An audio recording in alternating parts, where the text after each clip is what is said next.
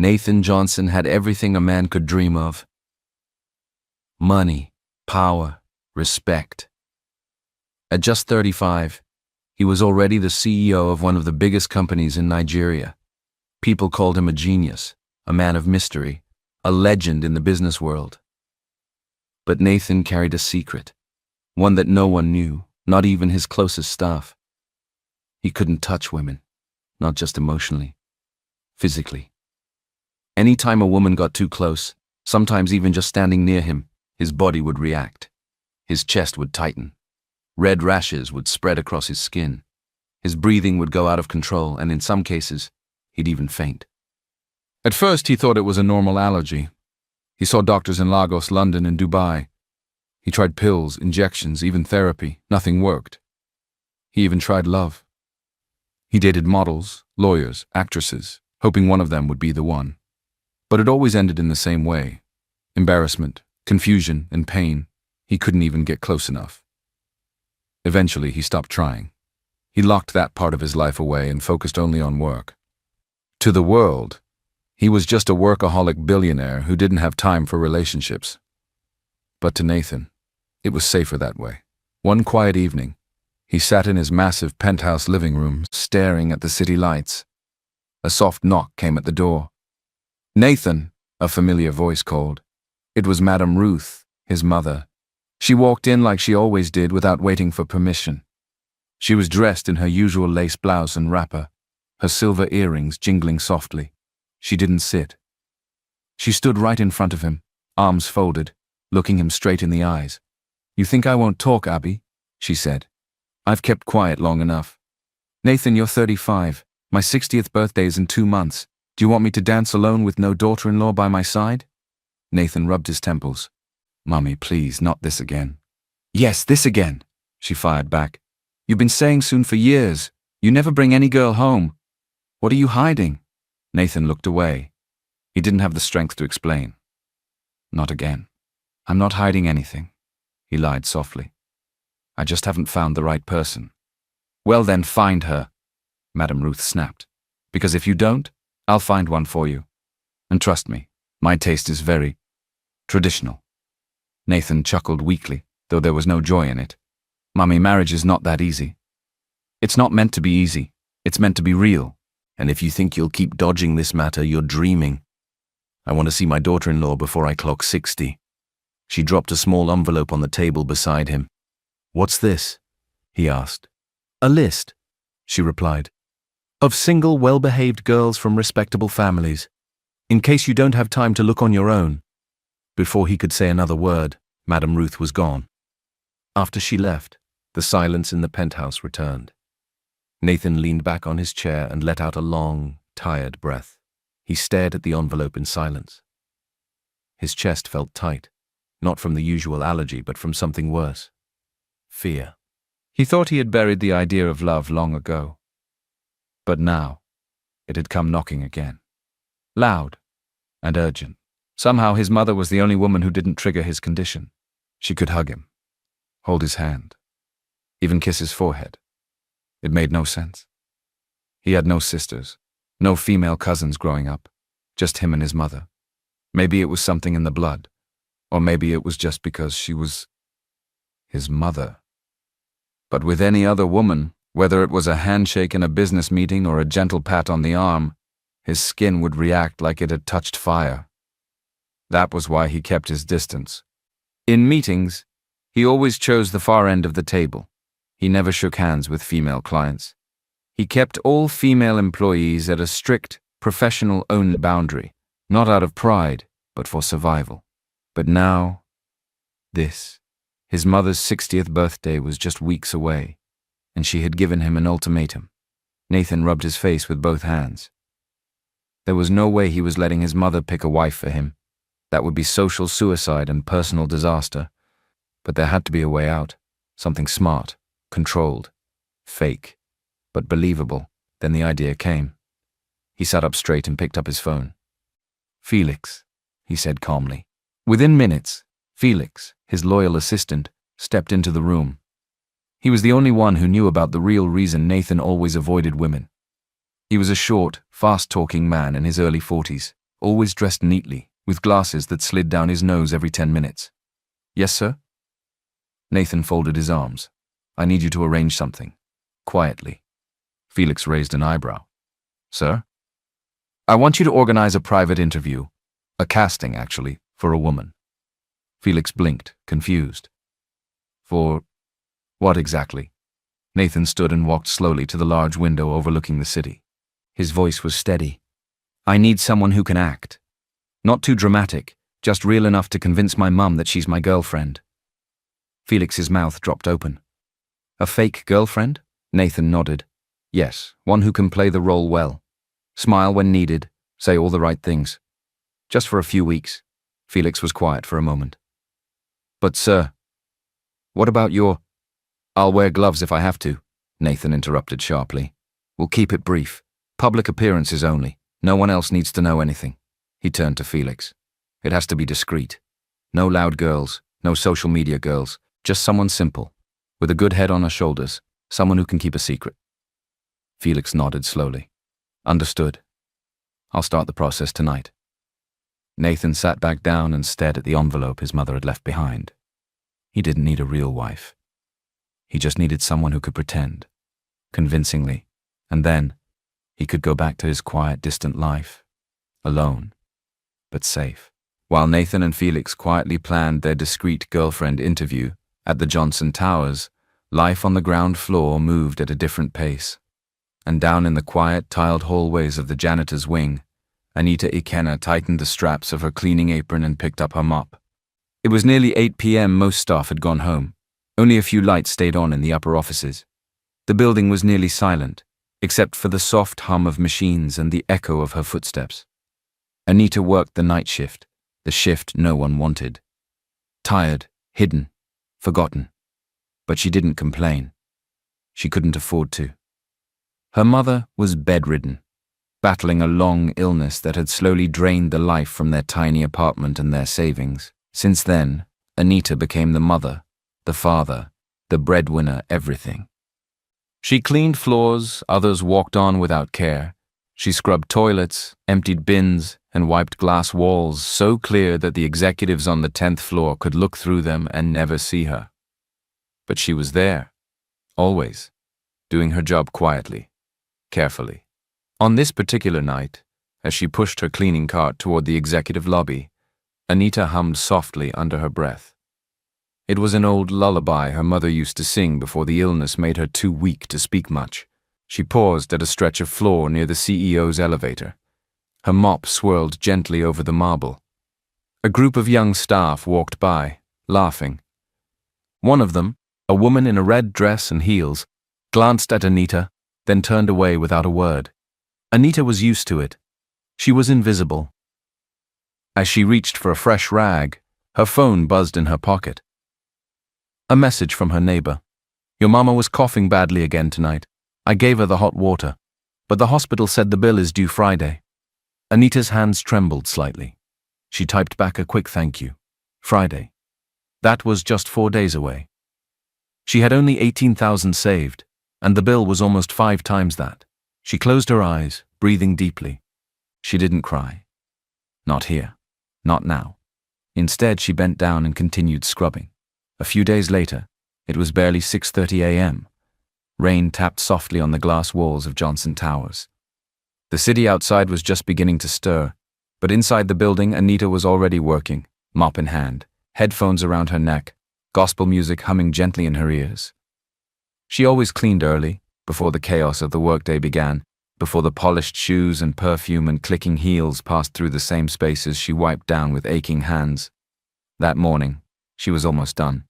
The last thing left was the main entrance floor, right by the revolving doors. She filled her bucket one more time and began swishing the mop across the wide tiles, working in smooth, practiced strokes. But she didn't notice the small puddle near the edge of the glass doors, just beneath a faulty, wet floor sign that had tilted sideways in the night. Outside, Nathan was already on the premises, dressed in a dark suit and navy shirt. He had left the house earlier than usual, wanting to get a head start on the day. Something inside him had been restless all night. Maybe it was the girlfriend interview idea. Maybe it was his mother's words still echoing in his head. Either way, he arrived earlier than usual, and just as the storm outside began to grow stronger, he stepped out of his car under the awning and rushed toward the main entrance, trying to avoid getting soaked. Then it happened. His foot hit the puddle, his balance slipped, and just as he began to fall backward, a pair of hands caught his arm. Small hands.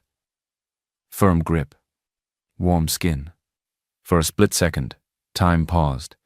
His skin touched hers, no gloves, no protection, just skin to skin. Nathan froze, his eyes widened, waiting for the itching, the burning, the choking. But nothing happened.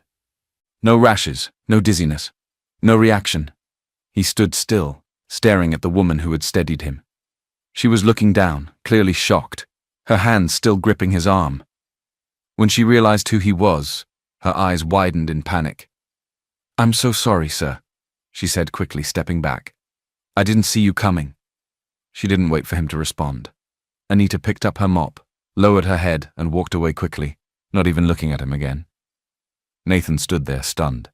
The doors slid open behind him, but he didn't move. He looked down at his arm where she had touched him. Still no rash, no heat, no pain. Just her touch, and the strange calm that came with it. For the first time in over 10 years, he had touched a woman, and nothing happened. And the woman? Just a cleaner, with dusty shoes, and the softest touch he'd ever felt. Nathan hadn't stopped thinking about her. Ever since that morning, when he slipped and she caught him, his mind had been restless. The brief touch, the way her hands steadied him, the silence that followed, and most of all, the fact that nothing happened. No rash, no burning skin, no panic. For the first time in his adult life, he had touched a woman, and his body didn't betray him. He hadn't asked her name, she'd left so fast. But he remembered her face. That same day he called Felix. "There was a cleaner who helped me downstairs. I need her name." Felix gave him a strange look. "Sir?" Quietly, Nathan added. "Don't ask her anything, don't even let her know you're looking. Just find out who she is." A day later, Felix returned with the details. "Her name is Anita Ekena. She's 25. Graduated top of her class in mass communication 3 years ago. Couldn't get a job in her field, so she took cleaning shifts here to support her sick mother." Nathan nodded slowly, absorbing the information. So, she wasn't just a cleaner. She had dreams, she had talent, she had depth. And now, he knew her name. 2 days later, the fake girlfriend interview was scheduled. Nathan had handpicked Felix to organize it discreetly, selecting confident, intelligent women who could act well enough to play the role of his partner. Only a few women were invited. The room was set up quietly, small, private, and away from the main office floors. The goal, to find someone who could convince his mother they were truly in love, just long enough to survive her birthday party. Nathan sat at the far end of the room, quietly watching each candidate enter. Then the door opened again, and everything stopped. Anita. She stood at the doorway, slightly out of breath. Her blouse was neat but wrinkled from rushing. Her skirt had a faint stain near the hem. She held a single file, her CV, bent at the edges from being folded too tightly. Her eyes scanned the room quickly. "Good afternoon. I'm sorry I'm late. I came for the broadcast assistant interview," she said, catching her breath. "I overheard some staff talking about it. I didn't know if it was official, but I thought maybe there was a chance." Felix looked at Nathan, confused. Nathan didn't blink. He sat straighter, his eyes fixed on her. He didn't know she was in the wrong room. He didn't know this wasn't her plan. All he saw was Anita, standing before him again, the only woman who had ever touched him without breaking him, and now she had returned.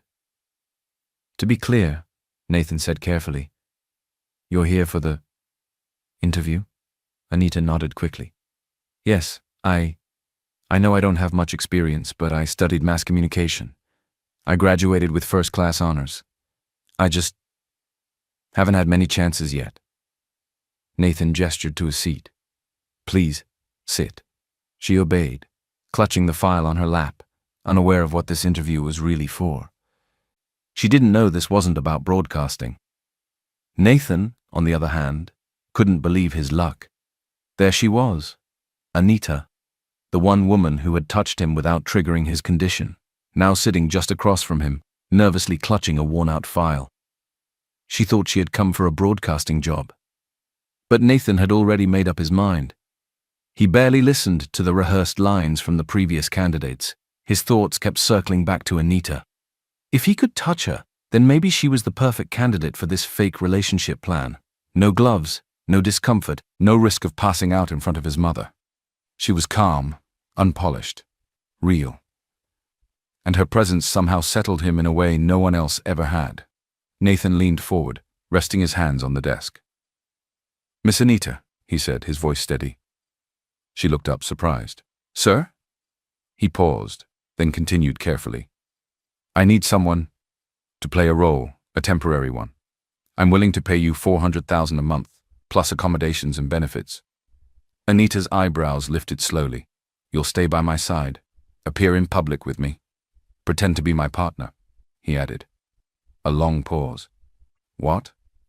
Nathan nodded, his expression serious. "My mother's birthday is coming up. She's been pressuring me to settle down. I need someone who can play the part of a girlfriend convincingly, just for a few weeks. It's a business arrangement." Anita stared at him, stunned. Then her eyes narrowed. "Wait," she said slowly. "You want to pay me to act as your girlfriend?" Nathan gave a single nod. "Yes, that's correct." She stood up, file still in hand. "Is this a joke?" Her voice had lost its nervous tone. Now it was steady, sharp. "You think because I walked in here with my skirt wrinkled and my CV folded, I'm desperate enough to be bought?" Nathan blinked. "No, that's not what I meant." She cut him off. "You want a sugar baby? You think that's what I am?" Her voice didn't shake, but her hands did. "You think because I'm poor and work night shifts, I'll just throw away my dignity?" He stood too, calmly. "No, I think you're strong, which is why I'm offering you something professional, controlled. There's no romance involved, no strings, just a deal." Anita's breathing was heavy now. Her voice softened, but her eyes burned. "Just because I'm poor doesn't mean I'll sell myself," she said. "Being rich doesn't give you the right to mock people like me." Nathan didn't speak for a moment.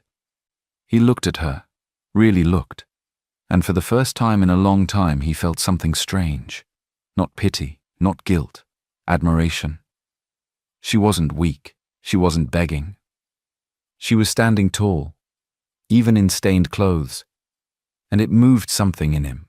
"I'm not mocking you," he said finally. "I'm offering a business proposal. You walked in, and I assumed you were applying for this role. You've already proven you're convincing." She crossed her arms. "Because I'm poor?" Anita's words hung in the air like smoke. Nathan stood there, quiet. She stared at him, waiting for a reply. A reason, anything. "Is that why you picked me?" she asked again, her voice a little softer this time. "Because I look desperate?" Nathan opened his mouth, then closed it. He wanted to tell her. He wanted to say, "No, it's not that." He wanted to explain everything, his strange allergy, the reason behind the offer, the truth that had haunted him for most of his life. But instead he stood frozen. It felt too soon, too personal, too risky. Anita's eyes filled with tears, but she refused to cry. She gave him one last look, wounded and proud, and turned around. She walked out of the room without looking back. Nathan exhaled heavily and sat down, rubbing his temples. He had just lost the one person who could help him. And he didn't even try to stop her. His phone buzzed. "Mama calling." Nathan picked it up and tried to steady his voice. "Hello, Mom." "Chukwemeka," came Madam Ruth's gentle voice. "How are you, my son?" "I'm fine, Mom. Everything's okay." She sighed softly. "I'm getting ready to go to the hospital for my checkup. It's nothing serious, just the usual. But I thought maybe this time you'd come with me." "I have a meeting, Mom," Nathan replied, his voice low. "A client. I'm sorry." There was a pause. Then she said, almost in a whisper, "You're not young anymore, Nathan. I'm not asking for much, just to see you settled. to know someone will care for you when I'm no longer here.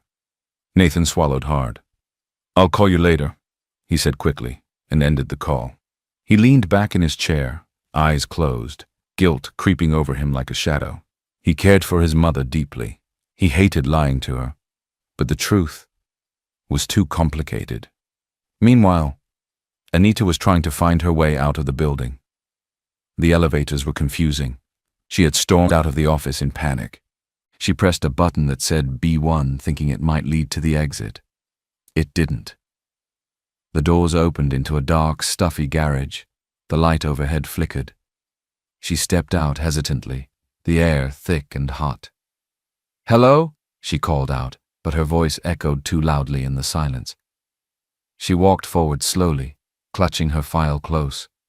A shadow moved behind one of the pillars. Her heart started racing. Then, a figure stepped into her path. She gasped and froze. "Don't move," the voice said sharply. Her body locked. Panic filled her.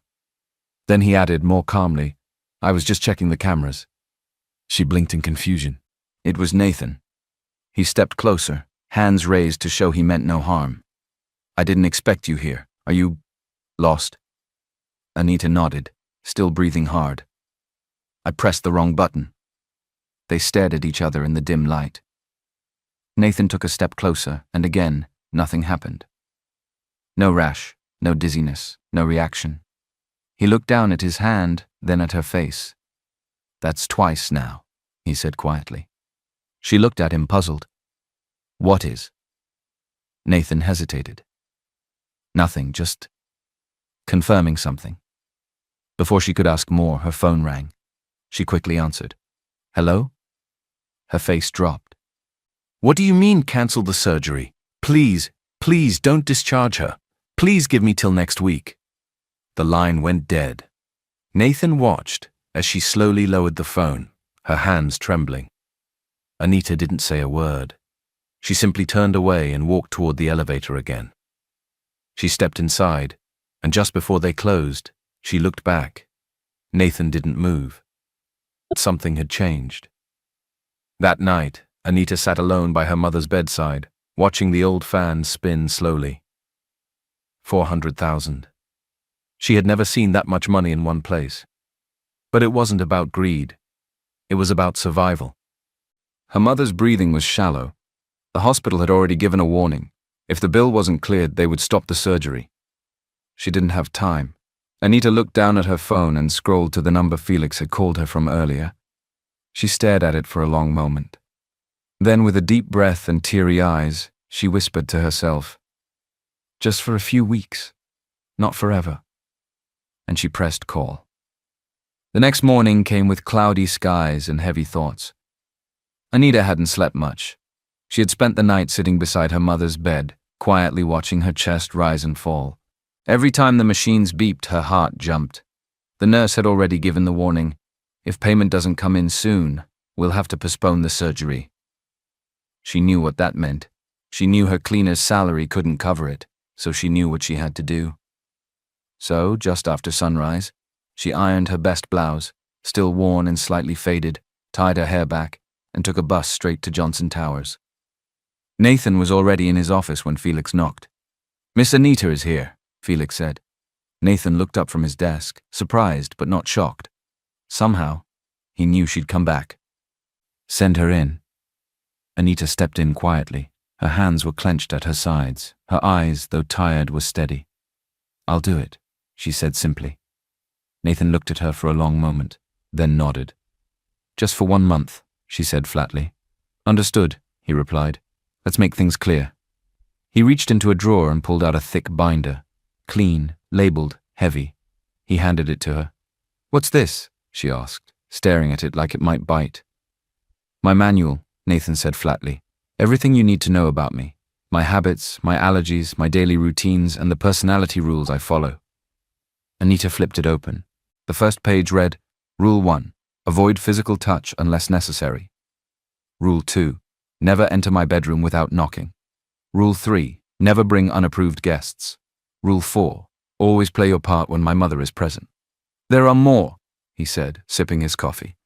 "But those are the basics. You'll need to memorize most of it. Anita raised an eyebrow.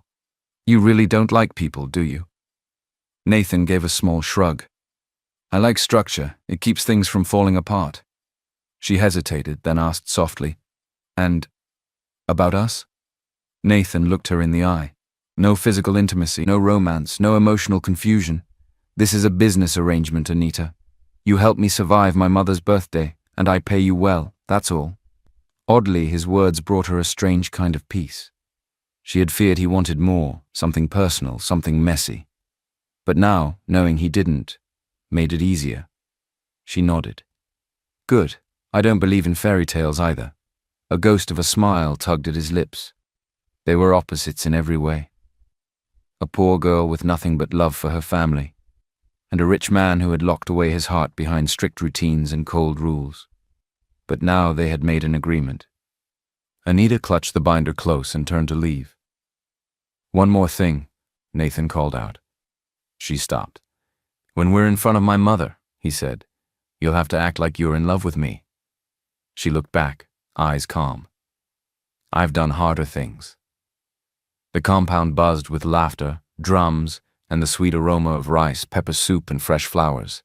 It was Madame Ruth's 60th birthday, a celebration filled with color, joy, and people from all walks of life. From senators to pastors, old friends to distant cousins, everyone had come to honor the woman known for her wisdom, strength, and unstoppable love for her only son. Nathan stood at the edge of the crowd, stiff in his cream agbada, already regretting his decision to show up early. She's going to talk, he muttered.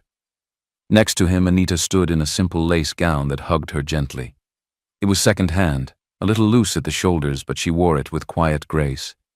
She had barely said a word the entire ride there. You okay? Nathan asked quietly. I've never worn anything this fancy, she whispered. Nathan looked at her, then back at the guests. You look fine. It wasn't much of a compliment, but it made Anita smile. When Madame Ruth finally spotted them, she beamed brighter than the sun. She walked over in a gold head tie and matching blouse, her energy lighting up the room. Chukwu Mecca, she cried, arms wide. Mummy, Nathan said, managing a half smile. And this must be her. Madame Ruth turned to Anita, studying her from head to toe. Anita lowered her gaze slightly and gave a small bow. My name is Anita, Ma. It's an honor to meet you. Madame Ruth held her chin gently. Such a polite girl. You're beautiful, my dear. I can see the peace on your face. And humble, too. This is the kind of woman I've been praying for. Anita looked at Nathan quickly, unsure how to respond. Nathan gave the slightest nod. Just play along. The older woman took both of their hands, squeezing them warmly. But why are you two still living in different places? She said suddenly. You must move in together immediately. You're not children. Nathan stiffened. Mum. No argument, she waved off. This is the age for building, not playing. In fact, we should start planning the wedding. Anita blinked. Nathan coughed. Mum, can we take things step by step? Madame Ruth chuckled. Fine, but at least get engaged. Let me hold your hands and bless the union. A few guests clapped nearby, overhearing her excitement. Anita looked up at Nathan. He was quiet for a moment. Then he turned to his mother. We're planning to get engaged. Very soon. Madame Ruth's eyes watered with joy. That's all I wanted to hear. Thank you, my son. Thank you. Later, when the noise had settled and guests were dancing, Nathan pulled Anita aside behind the garden. That went fast, she said, folding her arms. You handled it well, Nathan admitted. Then more seriously, but listen, things are about to get tighter. You'll be living in my house now. But this is still a contract. Nothing has changed. I know, she replied. No surprises, he said firmly. No emotions, no slipping into anything real. We're acting, Anita, that's all. She looked him in the eyes.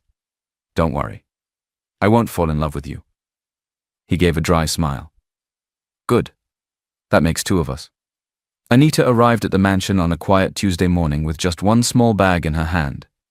Everything she owned could fit into it. A security guard opened the tall black gate for her, and as she stepped in, the full size of Nathan's world hit her. The mansion was massive, polished floors, expensive artwork, a staircase that curved like it belonged in a movie. It didn't feel like a home. It felt like a hotel that had forgotten joy. Nathan met her in the hallway, arms crossed. "Felix has shown you your room." She nodded. "Yes. It's upstairs, first door on the left. Mine is down the hall. Please don't mix them up." "I won't," she said, holding back a smile. He looked at her bag. "That's all you brought?" "It's all I have." Nathan cleared his throat. "Right. Well, this is temporary."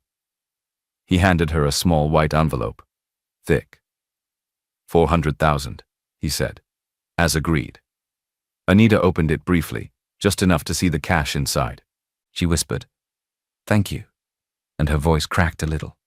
She didn't wait. She stepped aside, pulled out her phone, and called the hospital immediately. Her fingers trembled as she confirmed the deposit. The nurse on the line said the surgery could now go ahead as scheduled. When she hung up, she turned to look at the man who had made it possible. Nathan was already walking away. Life in the mansion took some getting used to. Nathan avoided close contact like it was poison. He wouldn't sit beside her on the couch. He always stayed 2 steps ahead of her in the hallway, and when she tried to hand him something, like a spoon or a file, he'd find a way to avoid her fingers. Anita didn't take it personally. She kept her distance, kept her space, and learned to laugh quietly to herself when he jumped just because she passed too close. Felix, on the other hand, was enjoying every minute of it. "Sir," he said one day while watching Anita cook in the kitchen, "do you want me to inform Madame Ruth that the house now smells like real food and not reheated takeaway?" "Felix," Nathan growled. Felix grinned and left. Anita's presence began to change things, slowly, like sunlight warming a cold floor. She cooked simple meals from scratch, the kind Nathan hadn't tasted since he was a boy. She made sure Madame Ruth took her medications on time. She reminded the staff gently, always with respect. She brought life to a house that had forgotten how to breathe. Even Nathan noticed it. One night, he came downstairs and found her sitting beside his mother, fanning her gently while humming a soft tune. She didn't know he was watching. He stayed for a moment, hidden by the shadows, watching the way Anita smiled, the way his mother smiled back. No flashy clothes, no pretense, just kindness. Simple, honest kindness. Later that night, as he passed her in the hallway, he said quietly, "Thank you for taking care of her." Anita looked up, surprised. "You're welcome," she replied. "She's easy to love." Nathan said nothing more. But the silence between them wasn't cold anymore. It was warming, and for the first time since she entered that house, Anita began to wonder. Maybe Nathan Johnson wasn't as hard as he seemed. The house was quiet that afternoon. Madame Ruth had gone for her follow-up checkup, and Anita had just finished folding laundry in the hallway upstairs. She was humming to herself softly when she heard voices coming from Nathan's study. The door was slightly open. She wasn't trying to listen. She really wasn't. But then she heard her name. "Anita is just part of the show," Nathan said. There was a pause, and then Felix replied, "You sure you want to keep calling it a show, sir? Because from where I'm standing, she's doing more than acting." Nathan sighed. "This is what I paid her for, Felix. To help me keep my mother happy. My mom will be here only for a while. Once she goes back home, the contract ends." Felix chuckled. "If you say so." Anita didn't wait to hear more.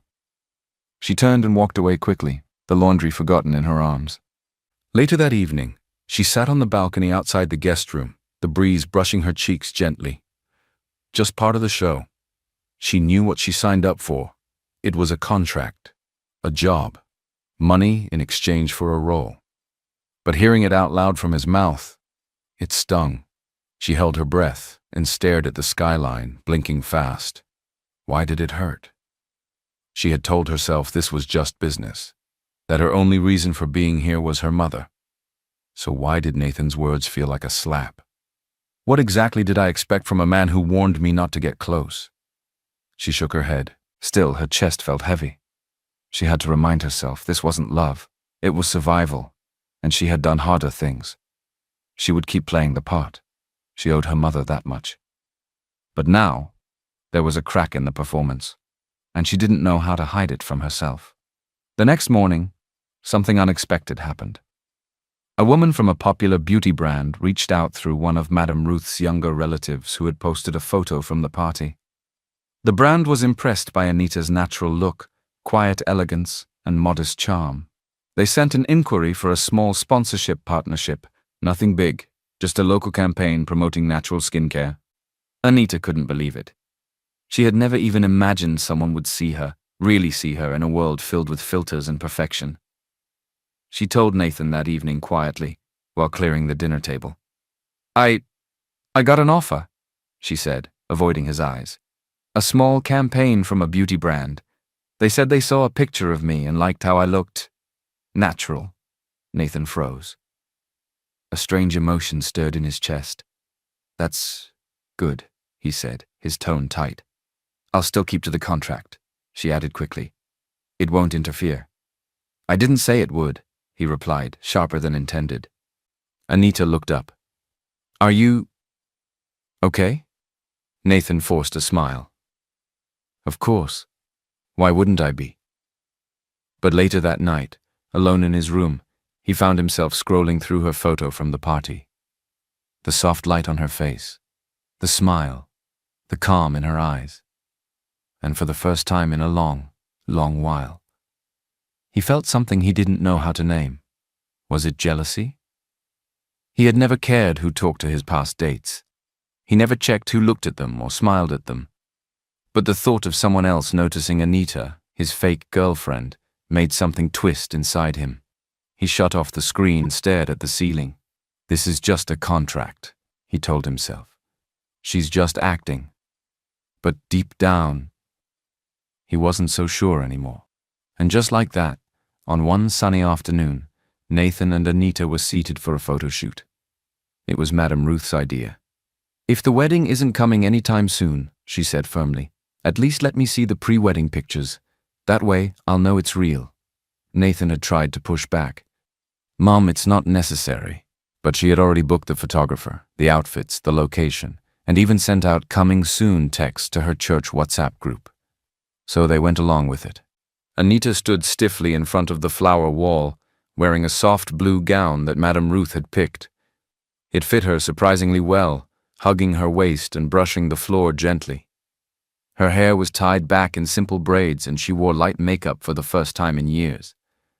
Nathan stood beside her in a cream-colored agbada, his arms at his sides looking uncomfortable. The photographer clapped his hands. Okay, let's start with the classics. Nathan, please hold your fiancé's waist, gently. Nathan hesitated. Anita looked up at him, unsure. It's okay, she whispered.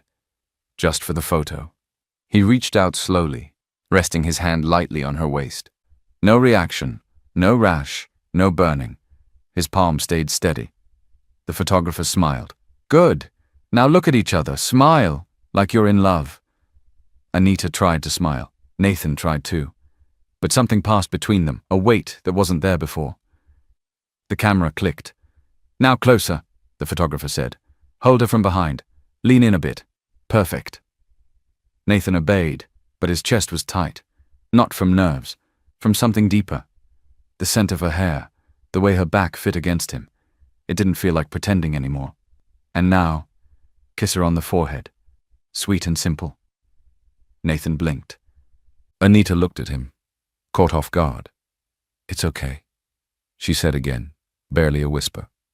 He leaned in slowly and placed a gentle kiss on her forehead. Then the photographer, clearly enjoying himself, added, one last pose, kiss on the lips. It'll be the perfect shot. Anita stiffened. That wasn't part of... I'll be quick, Nathan said softly, more to himself than to her.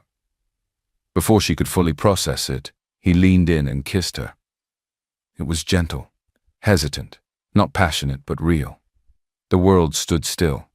No allergic reaction, no panic, no itch. Nathan pulled away slowly, his eyes fixed on hers. He hadn't kissed a woman before, and this felt so real, not fake at all. The photographer smiled, clearly satisfied. Perfect, that's it. But the two of them didn't move. Anita touched her lips lightly, as if unsure what had just happened. Nathan stared at her, not the way someone stares at an employee or a stranger. This stare was different, focused, soft. Anita stepped back, heartbeat racing. I need some air, she mumbled and walked out of frame. Nathan remained behind, rooted to the spot. He touched his mouth, still calm, still normal. His allergy was gone. Something has changed, he thought. And maybe it had nothing to do with his skin. The photo shoot changed something. Nathan hadn't spoken about the kiss, and neither had Anita. But silence hung heavier than words could ever carry. They moved through the mansion like actors between scenes, careful, quiet, pretending nothing had happened. But their eyes told another story. Then Kendra arrived. She stepped into the mansion without warning, suitcase in hand, heels clicking confidently across the tiled floor. She was tall, elegant, and bold, her American accent sharp, her perfume expensive. She had been away for years, living in New York, managing her father's real estate businesses. But the bond between her family and the Johnsons had never faded after all. Nathan's late father and hers had been best friends. And Kendra? She had always expected to become Mrs. Nathan Johnson one day. They weren't blood-related, but she had practically grown up in that house. Everyone assumed they'd end up together. Everyone except Nathan. She found him in the hallway, eyes widening with surprise. "Kendra?" Nathan said, stepping forward. "Hi, stranger," she replied with a forced smile, pulling him into a tight hug. "I'm back. For good. You didn't tell me you were coming." "That's how I like it," she said, brushing her hair behind her shoulder. "I wanted to see you first. Alone." Before he could respond, Anita walked out of the sitting room with a tray of tea. She paused mid-step, unsure what she had walked into. Kendra's eyes narrowed. "And who is this?" she asked, her voice calm but sharp. Nathan hesitated. "This is Anita." Kendra turned slowly, looking Anita up and down. Her eyes landed on the simple blouse, the worn slippers, the familiar silence of someone used to being in the background. Then she smiled. "Nice to meet you. I'm Kendra, childhood friend, practically family." Anita returned a polite nod. "You're welcome." The two women stood inches apart, both saying very little, but feeling everything. That night, Kendra didn't leave. She stayed. She acted like she belonged, chatting with Madame Ruth, walking around the house barefoot, and laughing a little too loudly when Nathan passed by. And Anita? She watched it all silently. She didn't ask questions. She didn't complain. After all, she was just the fake one, right? Fake never wins against real.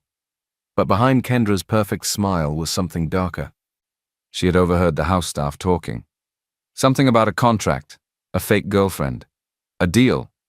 She put it together quickly. So that's why he never touched anyone. But now, he's touching her? Kendra's heart boiled with anger.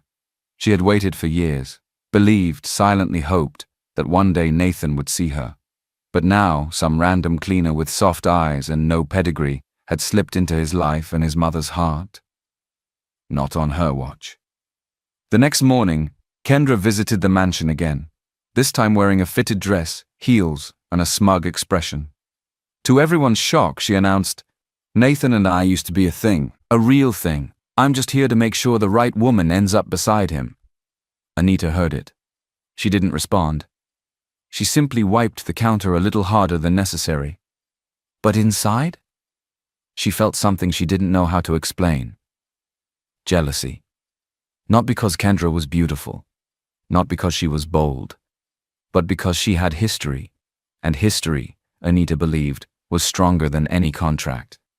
Meanwhile, Nathan sat in his office, flipping through a file Felix had prepared.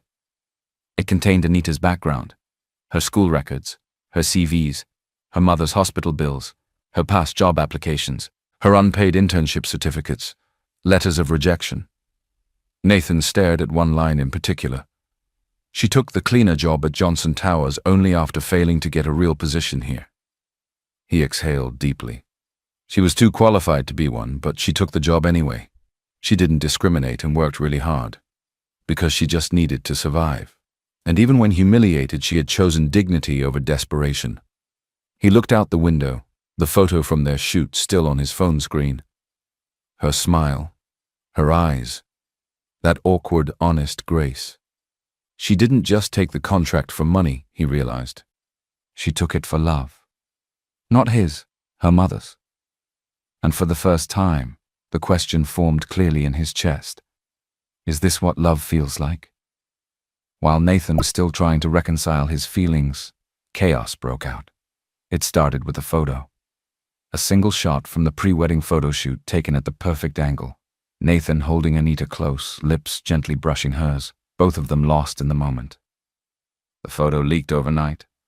By morning it had spread like wildfire. Social media exploded. Who is she? Another gold digger targeting a billionaire. She was a cleaner. He must have lost his mind. Poor girl pretending to be a princess. Bloggers grabbed the story. Influencers reposted it with captions like, "From mop to mansion and CEO falls for house help."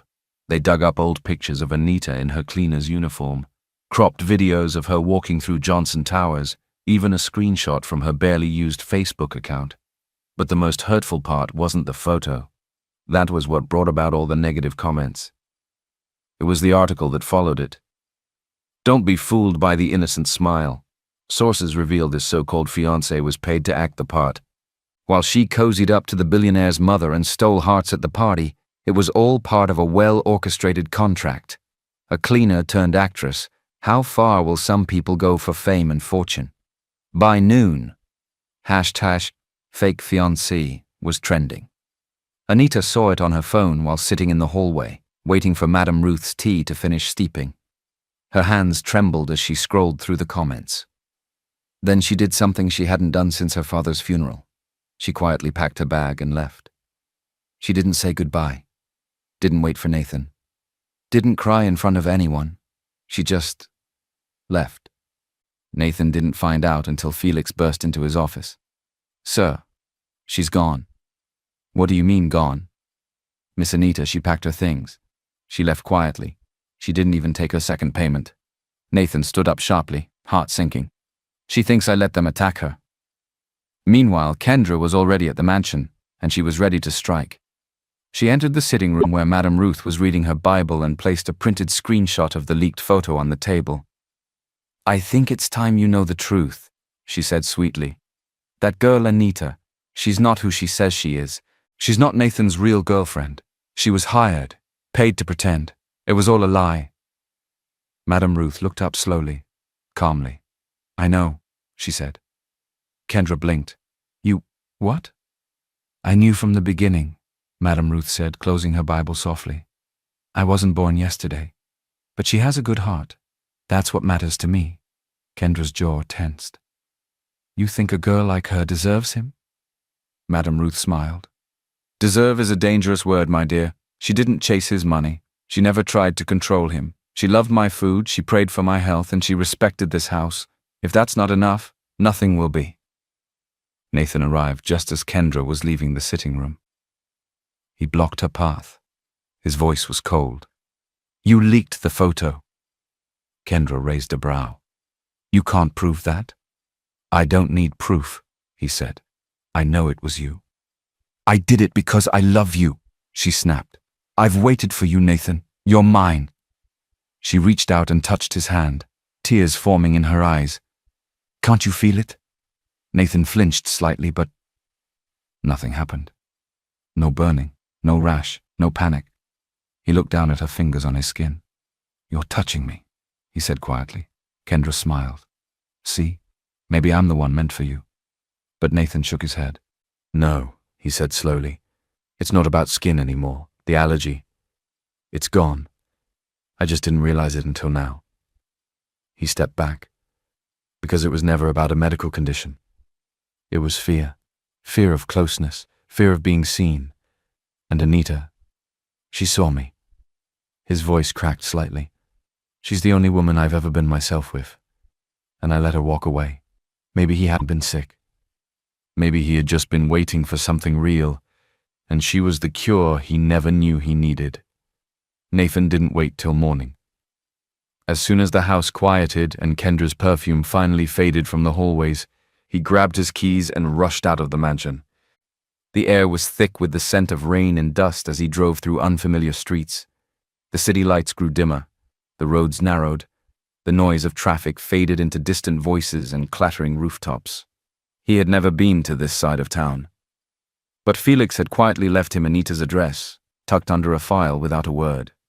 When Nathan finally stopped in front of the faded gate, he stepped out, heart racing faster than it ever had in a boardroom. Anita sat on the floor beside a thin mattress, fanning her mother softly with a piece of cardboard. The small room was dimly lit by a single bulb. A kerosene stove rested in one corner and a cracked bucket collected water leaking from the ceiling. Still, there was peace. There was love in the way she wiped her mother's face gently and smiled through tired eyes. She didn't hear Nathan at first. He had stopped just outside, watching from the rusted gate. Neighbors turned to stare, shocked to see a man like him standing in their compound. But he didn't care. He stepped forward, quietly entering through the narrow opening. Anita looked up and froze. She stood quickly, her voice low. "What are you doing here?" "I needed to see you," he said, taking a slow breath. "I needed to see the truth for myself." She backed up slightly. "Well, now you have. This is my life. It's not pretty, but it's mine." Nathan glanced around, at her ailing mother, the threadbare curtains, the cracked floor. "I never thought it was ugly," he said. "I just didn't know how much strength it took to live it." Anita's voice shook. "I never lie to you, Nathan. I took the contract because I needed the money for my mother. I wasn't trying to trap you. I'm not a gold digger."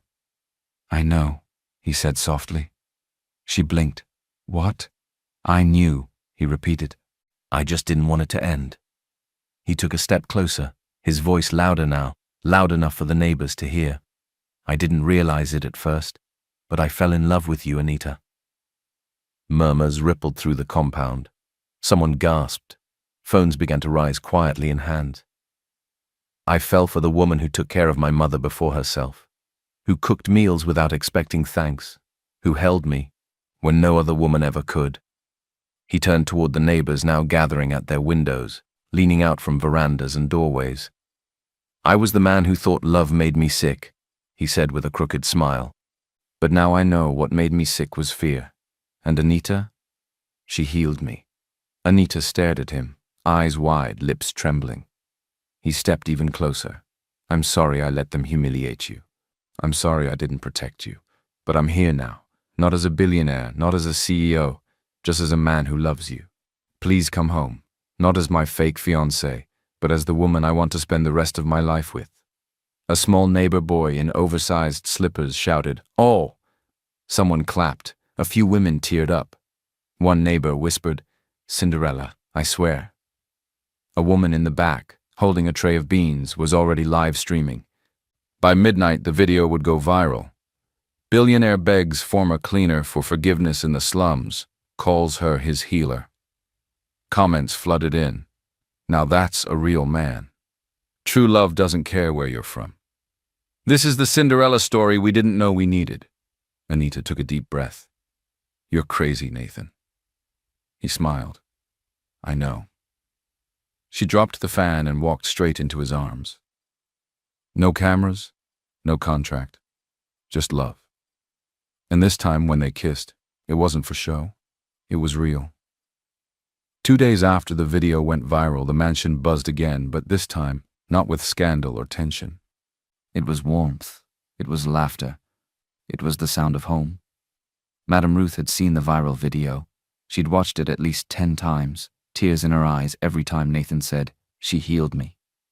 And so she did what any proud Nigerian mother would do. She sent for Anita herself. Anita arrived in a soft lilac dress, and she wore it with quiet confidence. Her hands didn't shake. Her eyes didn't drop. Madame Ruth opened the door herself. She didn't wait. She pulled Anita into a hug so tight, Anita thought her heart might burst. "My daughter," Madame Ruth whispered. "Welcome home." Anita blinked back tears. Are you sure? I've never been more sure, she said. You were my true choice all along, even before I knew it. They sat together in the living room, hand in hand, like two women who had waited their whole lives to understand each other.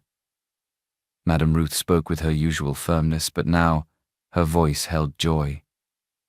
You're not just good for him, she said. You're good to him, and that makes all the difference. Anita smiled softly. I didn't expect any of this. Madame Ruth leaned in. Neither did I. But God has a funny way of giving us what we need, even when we think we don't deserve it.